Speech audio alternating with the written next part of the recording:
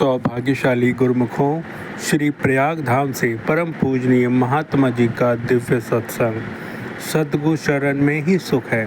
तो आइए हम सब गुरुमुख जन प्रेम पूर्वक बैठकर इस दिव्य सत्संग का लाभ प्राप्त करें।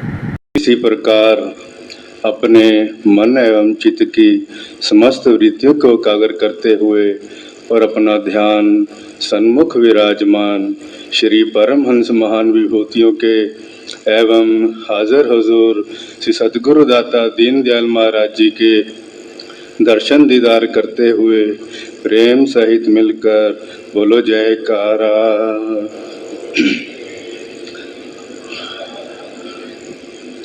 गुरुमुखो, ये हमारे बहुत ही ऊंचे भाग्य हैं जो कि श्री परमहंस अद्वैत मंदिर जी में बैठकर श्री परमहंसों का एवं श्री हुजूर सद्गुरु दाता दयाल जी का साक्षात दर्शन हमें प्राप्त हो रहा है। यह हमारे बहुत ही ऊंचे भाग्य हैं। एक सेवक जब श्री दरबार में आता है तो उसका क्या लक्ष्य होता है?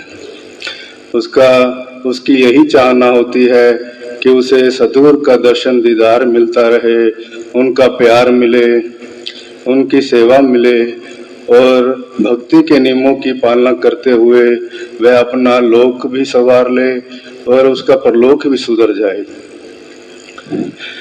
इसी लक्ष्य को लेकर वह श्री दरबार में आता है।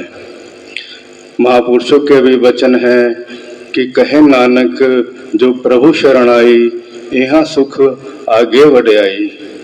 कि जो महापुरुषों की शरण में आ जाता है तो उसका यह लोक भी संवर जाता है और उसका परलोक भी संवर जाता है। लेकिन उसका यह लक्ष्य कब पूरा होता है? जब वह महापुरुषों की आज्ञा अनुसार अपना जीवन व्यतीत करता है, उनके बनाए हुए नियमों की पालना करता है। इसके विपरीत जब मनुष्य सतगुरु की शरण में आकर भी अपने मन के ख्यालों से चलता है, मनमति पर चलता है, तो फिर महापुरुष फरमाते हैं कि वो काल के दायरे में है, तो उसे यहाँ भी इस लोक में भी सुख प्राप्त नहीं होगा और उसका परलोक भी बिगड़ सकता है। द्वापर युग का एक प्रसंग है, जब दुर्योधन ने पांडवों को चौसर खेलने के लिए आमंत्रण भेजा तो पांडवों ने उनका आमंत्रण स्वीकार किया और चौसर का खेल खेला गया। तब उस खेल में पांडव अपना सब कुछ हार गए, यहाँ तक कि द्रौपदी को भी हार गए और उन्हें वन में जाना पड़ा। तो एक बार जब पांडव वन में अपना जीवन यापन कर रहे थे तो भगवान श्री कृष्ण उनसे मिलने के लिए वहां पहुंचे। तो भगवान को देखकर द्रौपदी कहने लगी, प्रभु हम तो आपकी शरण में थे, हम तो आपके अपने थे, फिर हमें यह दुख क्यों झेलना पड़ा? तो भगवान मुस्कुराए और फरमाया कि द्रौपदी इसमें दोष हमारा नहीं है, दोष पांडवों का है। जब दुर्योधन ने पांडवों को चौसर खेलने के लिए आमंत्रण किया तो उसके साथ उनका सारा परिवार था, तो क्या उस समय पांडवों ने हमें याद किया? और जब दुर्योधन ने कहा कि हमारी तरफ से पासा मामा शकुनी फेंकेंगे, तो क्या उस समय पांडवों ने हमें बुलाया? अब सोचो कि अगर हम पासा फेंकते तो क्या तुम्हारी हार होती? नहीं।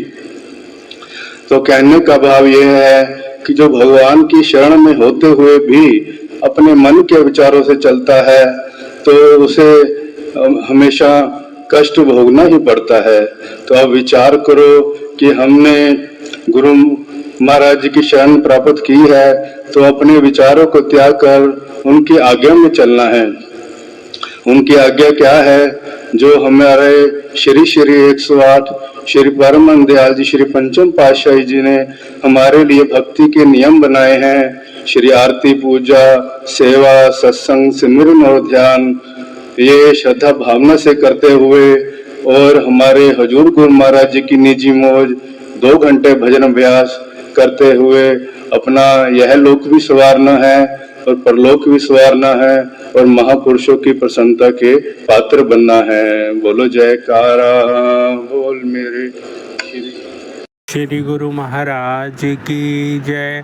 अगर आप सभी सौभाग्यशाली गुरुमुखों को सत्संग पसंद आया है तो इस सत्संग को गुरुमुख जन तक अवश्य शेयर करें। अगर आपने अभी तक चैनल को सब्सक्राइब नहीं किया है तो चैनल को सब्सक्राइब करें, बेल आइकन प्रेस जरूर करें ताकि आने वाले सत्संग की नोटिफिकेशन आप सभी गुरुमुख जनों को घर बैठे बैठे पहले ही प्राप्त हो जाए।